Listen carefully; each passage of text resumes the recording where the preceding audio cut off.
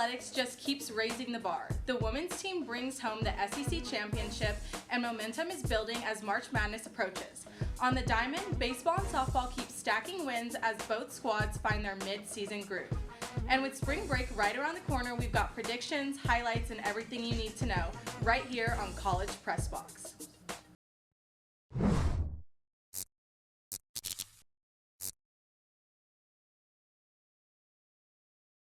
Good evening and welcome back to College Press Box. I'm Zoe Frigillana, hosting with Parker Keston tonight. Before we get started, we wanted to remind you that College Press Box is brought to you by Cap Metro, Austin's transit system. We connect you to work, school, play, and everywhere in between. Plan your ride to this weekend's game at capmetro.org. Our glorious Lady Longhorns headed over to South Carolina over the weekend to play in the SEC tournament. This team has been firing on all cylinders this season, and it's looking like Texas is peaking at exactly the right time.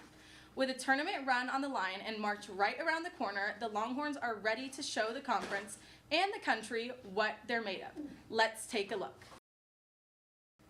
In the final matchup of the SEC tournament, Texas faced off against the South Carolina Gamecocks for the title. Texas came out the gate strong. Madison Booker passes it to Rory Harmon in the paint for two. The Gamecocks were struggling to get control of the ball in the first few minutes. Joyce Edwards with a bad pass. Texas regains possession. Harmon with a long pass to Jordan Lee, who assists Booker for the lay. Texas' top scorer just cannot be stopped. Booker in the paint again for two. Bad pass by Raven Johnson. Brea Cunningham scoops it up and hands it off to Harmon, who takes it down court, then a clean pass to Justice Carlton, who easily lays it in for two. Dawn Staley, looking frustrated, South Carolina takes their first time out of the game. Tessa Johnson swishes in a deep three for their first points, trying to regain their momentum, but nope. So much fight by Texas, you can really tell who wants it more here. Carlton pauses and then bangs in a three-point jumper. Edwards, looking, passes it to Agat McKeer from behind the arc. She drains the three. South Carolina going for the rim. Texas stuffs them. Trying again. Cunningham says nope, denied. The Gamecocks trying to play catch-up. Long pass to Tania Latson, who assists Alicia Tornabez for the layup clean. The Longhorns offense on a roll here. Brianna Preston to Aaliyah Crump from downtown. Edwards with the effort here, but just can't execute. Kyla Oldiker gets the rebound and hands it off to super speedy Preston, who connects with Lee for another three for Texas. This is the third time these teams have met this season. Johnson looking for an in and fights for it, hitting a tough two-pointer. Booker just having fun out here, throwing stuff up, and gets another bucket. She finished the game as the top scorer amongst both teams with a total of 18 points. This is Harmon's last year with the Longhorns, and she's looking to take them all the way. From the paint, she just doesn't miss. And just to top it off here, Lee from deep, again, another three, she got it. Just over 2 minutes left, and the scoring gap is too large. There's not much the Gamecocks can do. And Booker to close it out. Look at that bench. This team is always having fun. That does it. Texas broke South Carolina's 3-year title streak and are your 2026 SEC champions. And that'll do it for the Lady Longhorns in the SEC tournament. Texas broke South Carolina's 3-year title streak and showed exactly why this team has been one of the most dangerous squads in the country all season.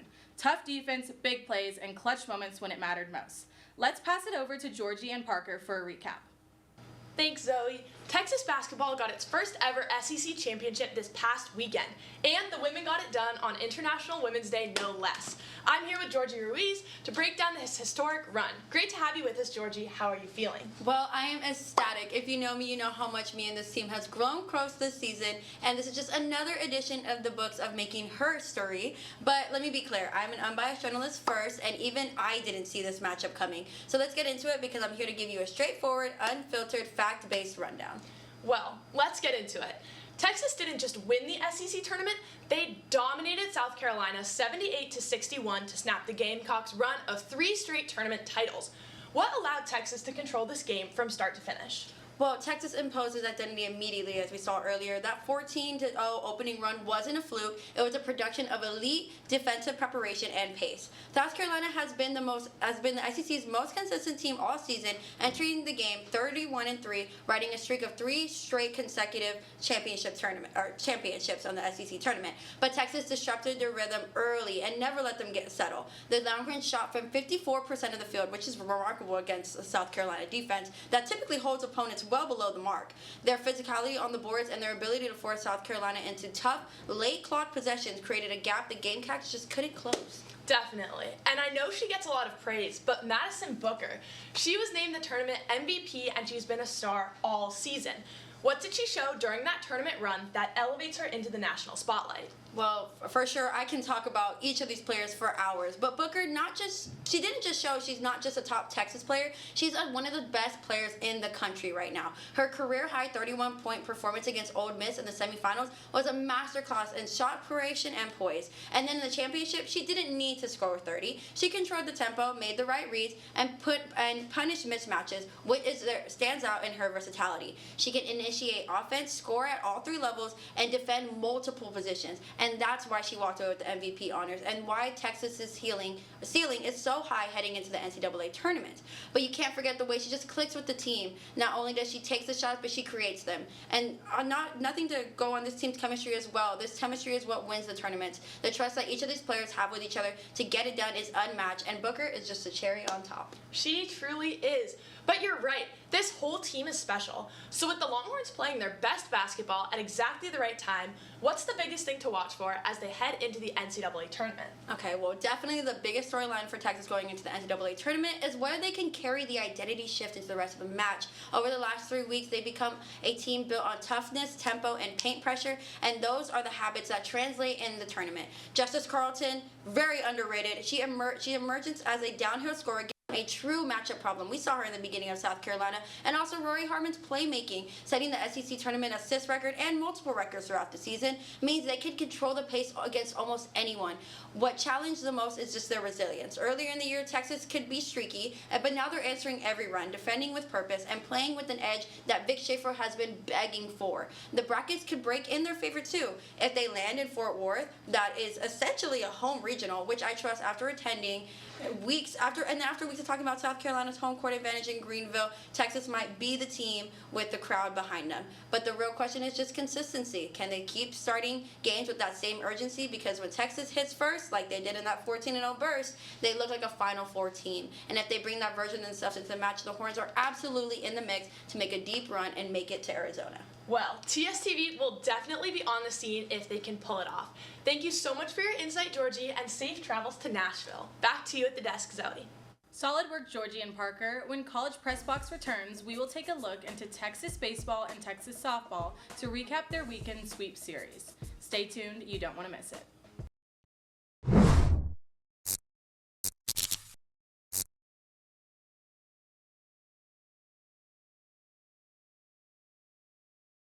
Welcome back to College Press Box. This past weekend, Texas softball started their SEC conference play with a bang, extending their winning streak to 20 games behind a dominant pitching crew. Let's send it to Zoe and Tyler for more. Welcome back. I'm here with Tyler Strempel to talk about Texas softball. Welcome to the show, Tyler. How are you doing today? I'm doing great, Zoe. I'm excited to talk about this great weekend for Texas softball. Amazing. All right, well, let's get into it. Texas softball was able to sweep the 24th ranked South Carolina Gamecocks in this weekend's 3-game series. What was the key for them to pull out the brooms this weekend? Yeah, I think a lot of the credit this series just has to go to the pitching. Just as she has been for years now, Tegan Cavan dealt this weekend, pitching 8 innings, including a 5-strikeout, 2-run complete game on Friday, notching an inning in relief in Saturday's game, that coming after Citlali Gutierrez threw 6 innings of shutout, 5-strikeout ball. But in Game 3, we saw freshman pitcher Hannah Wells deal again 5.2 innings of scoreless 2-strikeout ball. Only 4 runs were allowed all series, and the Horns were able to capitalize on that with good offense. Nothing too explosive, just runs when it mattered. Game 1 saw Katie Stewart notch a 3-for-3 performance, 3 RBIs, powering Texas to a 4-2 victory. Game 2 saw Hannah Wells, who was designated player that game, hit a 2 RBI single to put Texas ahead 3-0 and win. And then Caden Henry hit a 2-run shot in Game 3, propelling the Horns to a 5-2 win. Overall, just very complimentary ball played against a good team, and they get the sweep as the reward. Yeah, a great showing from Texas pitching and offense this weekend. So now, as softball is 22-1 on the season, what do you think they've improved the most on to get here? It's got to be the pitching. Early on in the season, we saw the pitching staff give up runs early in the game, making it much harder for the offense to mount any sort of comeback. As of the past 11 games, no team has been able to score more than 2 runs against this Longhorn squad.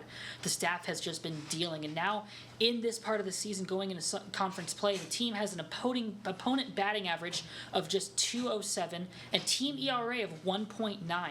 The pitching not only stabilized, but became key for wins, especially on low offense days. This just shows Texas is a team who can limit any other team's offense and do just enough to pull out a win. They've been playing really complimentary ball the past couple of weeks, and they seem like a definite top team in the nation. Yeah, there's a lot to look forward to with this team. And now, as we're nearing the midpoint of the season, the Horns are on a 20-game win streak. Who is the biggest threat to their streak coming up? Yeah, I mean, obviously in softball, any given day, any team could beat anyone. But that being said, I don't see the Longhorns losing until early April when they have the 3-game series against current number 6 ranked team Alabama. Alabama is a complete game with good pitching and a good offense. They do have a tendency to leave runners on base, but they can pitch around anybody. I see the Horns dropping at least one, maybe even a series against the Crimson Tide. However, I do see the Horns with their excellent pitching and professional hitting offense going through the rest of the season without many bumps or bruises, finishing as one of the top teams in the nation. I agree, totally. Thank you, Tyler, for your analysis. Always great to have you on. Our very own Kate Amon was across Kamal Street at the Dish covering Texas baseball's weekend series. Let's take a look. Every kid's dream is to hit a walk-off grand slam to end the game. And that's exactly what freshman Anthony Pack Jr. did. He went up to the plate and hit a deep one to right field to end the game against USC Upstate 14-2. Here is that Anthony Pack Jr. walk-off grand slam. Ball lands right under the big screen out in right field. You can just see the emotion erupt from this freshman. Rounding third base, gives a high five to Coach Schwarzenegger. He is running home to his teammates at home plate. But Pack wasn't the only star of the game. Ace pitcher Ruiz delivered a career high of 12 strikeouts in 6 innings. First inning of the game, Ethan Mendoza getting his 4th home run of the season. Ball lands right over the left field wall. The very next inning, first baseman Casey Borba gets a solo shot out to left field just like the previous homer. Then in the bottom of the 3rd inning, number 1, Timo Becerra gets a 2-run homer that brings in Aiden Robbins. And Robbins' very next bat in the bottom of the 5th inning, he hits his very own 2-run bomb out to left field. This team had a combined 5 homers for the game. This team has so much momentum as they finish the last non-conference series of the season. They play Ole Miss next weekend, the first SEC team they will face. And will this star pitching staff and even hard-hitting team compete against the SEC? We will see. It's Kate Amon reporting for TSTV Sports. Great work, Kate. Now I'm here with Joaquin to talk a little bit about baseball. How are you doing tonight? I'm feeling great. I'm so happy to be on the show tonight. Thank you all so much for having me. Of course. So Texas baseball went 4-0 on the week to remain undefeated. Out of those 4 games, which game showed the most dominant performance as a team? I'm going to go with their game against Houston Christian University with the final score of 16-3. The game didn't even reach the 8th inning. Sam Kozart got the start in this game, and he looked really comfortable out there, not allowing a single walk and only letting up 1 hit and 1 run. Tack on 5 innings and 6 strikeouts along with that sideline, and you got yourself a dominant start. Offensively speaking, with scoring 16 runs, there's a ton to go through.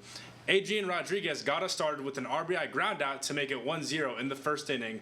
Skipping to the fourth inning, Ethan Mendoza and Timo Becerra both got RBI singles through the infield, setting up an Anthony Pack Jr. two-run single to round out the fourth inning with a score of 8-1.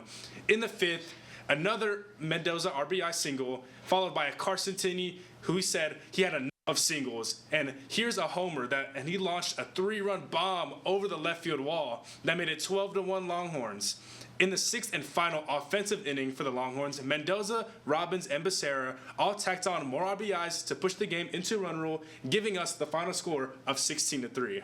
Wow, yeah, what a game it was for the Longhorns, putting another win on their record. Staying in the realm of wins, there are only 2 teams that remain perfect, with Texas being one of them. What is Texas doing that is keeping them from dropping these out-of-conference games early on in the season? Texas has done a really good job at keeping up the pressure and not letting teams stick around. You see around the nation how high-ranked teams have let opponents who they're supposed to beat let linger and stay within 1 to 2 runs, then strike at the very end to win the ball game.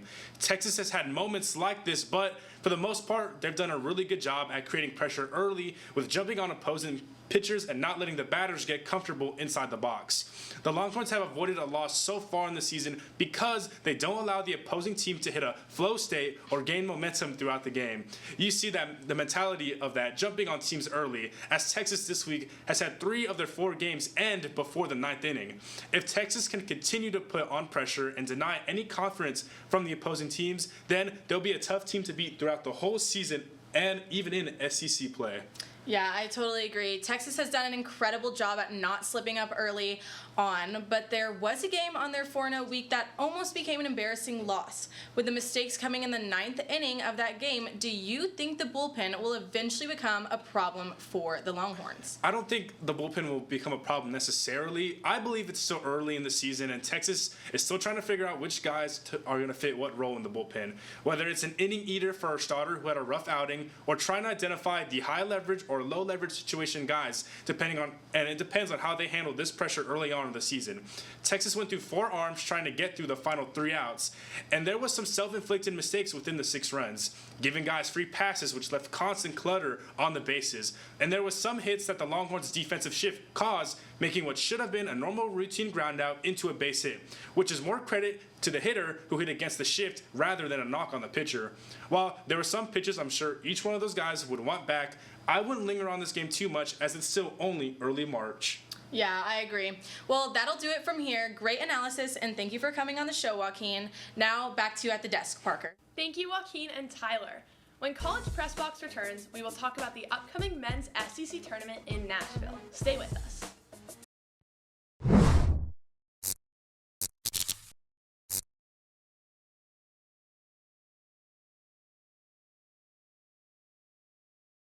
Welcome back to College Press Box. The men's SEC regular season is over. Before we fully enter the madness, teams will head to Nashville to play in the SEC tournament. The Texas Longhorns enter the tournament trending down after a loss to their rivals across the Red River to end the regular season. TSTV's very own TJ Krilowitz was at Moody Center for the game. Here's TJ's coverage. There was a lot of rain in Austin, Texas this Saturday, and inside the Moody Center, there was a heavy forecast of Jordan Pope buckets, which included a 30-point performance, a season high for Jordan Pope, as well as 7 threes in the effort against the Oklahoma Sooners. But unfortunately for Jordan Pope and the Texas Longhorns basketball team, that forecast did not include a win in a very, very critical time of their season. This game between the Texas Longhorns and the Oklahoma Sooners was all about momentum. Kendall Weaver's dunk was one of them late in the first half, but the Sooners kept answering every time the Horns threw a punch. Once the second half started, however, the Sooners quickly took over. OU guards Xavier Brown and Nigel Pack, who combined for 44 points in the game, gave the Longhorn defense fits. Mixing the suffocating defense that swiped 7 steals and their second chance opportunities, and the Sooners found themselves up 6 with 38 seconds to go. However, the Longhorns had one more run in them, which helped them rally into overtime behind Jordan Pope's clutch 3 free throws with 2 seconds remaining. But in the end, the Horns could not get the job done in overtime to secure an important win on senior night. The Longhorns lose the 4th game of their last 5 and finish SEC standings with a 9-9 record, while the Sooners make a case for the NCAA tournament, ending their season with a 4-game winning streak in the conference after a very slow start. Credit Oklahoma. I thought they came in. We knew before the game began that we're playing a team that's not the same group that played in the SEC in the month of January. They've gotten better and played their best basketball of the year, especially on offense. Now, there is one more stage before the NCAA tournament for this Texas Longhorns basketball team. That is going to Nashville for the SEC tournament. Their first matchup against their former coach, Chris Beard, and the Ole Miss Rebels. That game will be on Wednesday. For TSTV Sports in Austin, I'm TJ Krilowitz. Great work, TJ. For some more men's basketball coverage, let's head to Parker with a special guest. Thanks again, Zoe. TSTV Sports will be in Nashville to cover the SEC men's basketball tournament. But before we get you all the coverage you need, we will predict and preview what should be a competitive tournament schedule. I'm here with Ayan Masud today. How are you, Ayan? I'm doing great, Parker. I hope your day is going well, and we've got one more week until spring break, and I can't wait. Let's begin with Texas. After rough back-to-back losses against the Oklahoma Sooners and Arkansas Razorbacks, Texas went 1-4 in their last 5 games. What went wrong for Texas and why? First, we need context. I say this because the last 5-game stretch for the Longhorns that they played was atrocious. After losing at Georgia, Texas blew what should have been a quad 1 win at home against the reigning champs, Florida. Texas played well for the majority of the game, but their bigs weren't able to finish out the game and were bodied in the paint in the last 8-ish minutes. Texas then secured a win against the Aggies. Keep in mind, though, the Aggies beat Texas on their home court earlier this season, and worst of the 2 losses have came in these past 2 games. Texas knew going into the Arkansas game they needed a win against a ranked opponent. Instead, they lost big by 20, and it was nowhere near close. I'll give it to them that they were away, and Darius Acuff Jr. was doing things on the court that no freshman had ever done, but the 20-point loss was worse than the score showed. To end the season, they lost to what I called a putrid Oklahoma Sooners squad last week. This loss was one of the most surprising of all of them, and Oklahoma was 6-11 coming into this game against the Horns in SEC play. Not to mention that Texas beat the Sooners earlier this season in Norman, and you would think that Texas would be able to contain a squad like this, but clearly not. Nigel Pack and Xavier Brown combined for 44 points to help OU cruise to a victory. There are 2 things that I'd say went wrong for Texas over this stretch. No surprise when I say this, but I'll start first with the fouling. I'll start with Mata's foul-out vocatitis. In the last 5 games, Mr. Foul-Out had 21 fouls. We've seen Matas occasionally take over games by being the center of strength and power for Texas, but that isn't possible without disciplined defense. An analyst said during one of these games, defending without fouling is his next step, and he clearly has not been close to taking this step. Not only Matas, but essentially the entire team has been bad at fouling. In the last 5 games, 84 points scored on the Longhorns came from the charity strike. That's about 17 points per game. The second is that Texas was terrible in their bench production. In tournament style play, you need to maximize bench production. These games are more intense and mean much more. If you can't trust the guys you sub in, you might as well not even show up. Against OU, Texas had 4 points off the bench in 54 minutes. Absolutely terrible. Against Arkansas, when Jordan Pope had 4 fouls in 4 minutes, Texas was better, but Simeon Wilcher had 3 points in 28 minutes. When a senior who can be explosive in scoring is limited, you have got to get some buckets. I could go on with the list of issues, but we need to move on before I lose my head. While Texas still has a good chance to make the tournament, what does Texas need to change for them to have a good showing to strengthen their tournament odds, and what does Texas' path look like? Obviously, the 2 things I mentioned before are 2 areas Texas needs indefinite improvement on, but another thing I'd say is shot selection. Jay Pope dropped 30 on OU's head, but was 8 of 25 on the court, and he was 7 for 18 from 3, which is decent, but past the frickin' rock, yo. You can't be chucking stupid shots in the SEC tournament, let alone March Madness. You waste possessions like that, and you say goodbye to your shot of advancing. Defense is another point of contention for me, and it's been an issue for Texas a lot during during SEC play. They got to play smarter, and while it's a balance between playing aggressive, trying to generate turnovers, I think that you got to take your foot off the gas in that realm. Texas should force long offensive possessions and force their opponents to create movement, which could lead to the turnovers they so desperately need. And it may seem like I'm contradicting myself, but I mean this in the way that generating turnovers should not be the first or second choice for the Horns. In the last 5 games Texas played, Texas has held opponents to under 40% from the field only once, and that was against A&M. Georgia shot 60% against Texas and 55% from 3. Arkansas shot 58% in both categories, and definitely Texas has become a defensive liability. As for the SEC tournament, Texas has a better path than others. To start, they play former Texas head coach Chris Beard and the Ole Miss Rebs, and at home they had a double-digit win against the Rebs, and if Texas doesn't beat them by at least 10 this time around, you might as well not even put them in the tournament. Texas would then face Georgia, a team that beat them handedly, but as I mentioned before, the Bulldogs shot 60% and 55% from 3. If Texas can lower those numbers to low 40s, Texas has a real shot of beating Georgia. With these 2 wins, Texas would have a better sense of confidence in their playing ability. In the quarterfinals, Texas then faces Alabama, a team that Texas beat on the road. While Alabama has looked good at times, they are most definitely beatable, and Texas showed that early in the season. While I don't know if Texas could beat them, there is a possibility. Beyond that, I think that Texas would stand no chance in the semis. They would most likely face SEC Freshman of the Year Darius Acuff Jr., and we all saw how that went last time. If Texas can win these 3 games, they set themselves up well for the NCAA tournament. Yeah, well, there's always a possibility with this Texas team.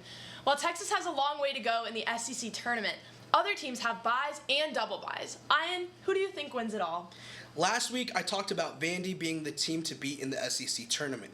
If they were able to win in the quarterfinals, they would presumably take on the Florida Gators, the reigning champs.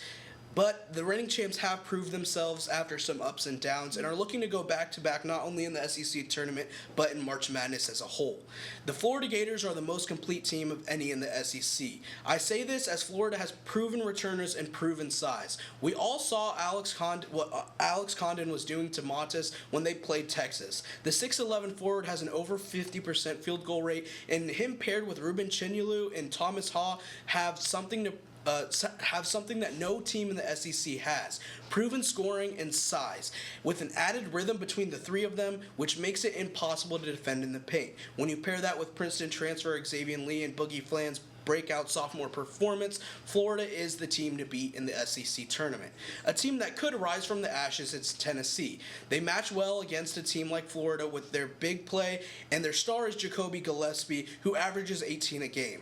Their first game is almost a 100% chance of being a win against against one of their teams that they've beaten before, and then they would play in-state rival Vanderbilt, which could go anywhere. The quarterfinals could go anywhere as well, as they say they would match up against Florida, but they match up well. With those 2 games, I think the Vols would have a lot of momentum, and they could go on to win the SEC tournament. Mm-hmm. Thanks, Ayan. Now back to you at the desk, Zoe. Thank you, Ayan and Parker. When we return to College Press Box, we'll take a look at this past week in Longhorn sports and see what's ahead. Don't go anywhere. We'll be right back.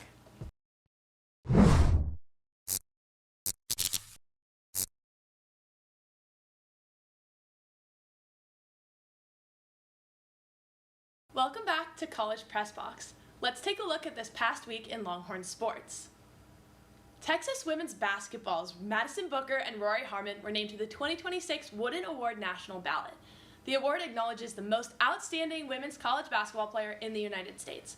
Booker is averaging career-high points, rebounds, steals, and field goal percentage this season, while Harmon is Texas' career assist and steals leader, being the first and only player in Division I NCAA women's basketball to reach 1,500 points, 900 assists, 600 rebounds, and 350 steals in her college career. Out of the 15 players nominated, Texas and UConn are the only schools with multiple players on the ballot. After transferring from Xavier, standout junior Dalen Swain has been named SEC Men's Basketball Newcomer of the Year. He's currently averaging 17.7 points, and he's a big part of the Texas Longhorns men's basketball team. In September, Texas volleyball will compete in the 2nd annual Broadway Block Party in Nashville. The Longhorns will take on Louisville, with Tennessee and Indiana completing the doubleheader. This will be the 7th all-time matchup between Texas and Louisville, with the Longhorns leading the head-to-head 5-1. The team most recently met last September at the Shriners Children's Showdown, where Texas rallied for a 5-set win, and in the 2022 NCAA Championship match, where the Longhorns captured their 4th national championship title. Now, let's take a look at this week in Longhorn sports. Tuesday, baseball at Texas State, 6 p.m. on ESPN+. Wednesday, softball versus East Texas A&M at 6 p.m. on SEC Network+.